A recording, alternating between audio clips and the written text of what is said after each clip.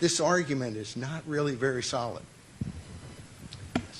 Jessica Sonkin, Fox News. Pivoting back over to the Hill, wanted to ask you all about Speaker Johnson potentially adding the SAVE Act to this upcoming interim spending bill. Do you have any concerns about a potential shutdown if he is to include this bill, given the Senate majority and administration stances? Sure. I mean, I'll answer all these questions.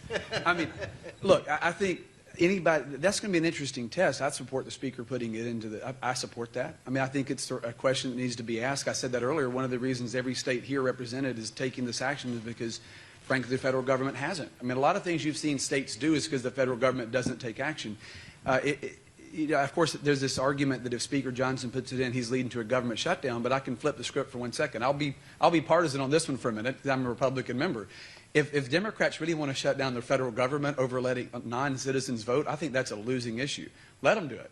I mean, you can't blame Speaker Johnson for shutting down the government if Democrats in the Senate refuse to defend the integrity of elections. I mean, I think we've heard here everybody talking about, in both parties, it's overwhelming support for these referendums, overwhelming support for the SAVE Act, if you really hear what's in it.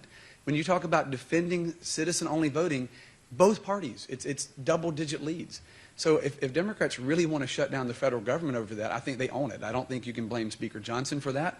I think he has every right to include that in the spending bill. I think it's common sense. And if we're going to play chicken over that issue, I don't think Johnson's the one that's going to be responsible for a shutdown. And I would say I would love for elected officials to go on the record and say, we want non-citizens voting in our elections so that their constituents back home see what they're really doing. And like in Oklahoma, we have a balanced budget amendment, and a lot of the people who did not support this amendment, they weren't invited to come back to the Capitol by their own constituents who wanted them to come home and think about their life choices. So yeah, go on the record. Let's see where you stand. Thank you. I'm going to, unless there's another question, I'm going to close it. Thank you very much for coming. These senators will be here if you have more questions, and so will a number of other folks that you were introduced to this morning, who've all of whom have made this happen.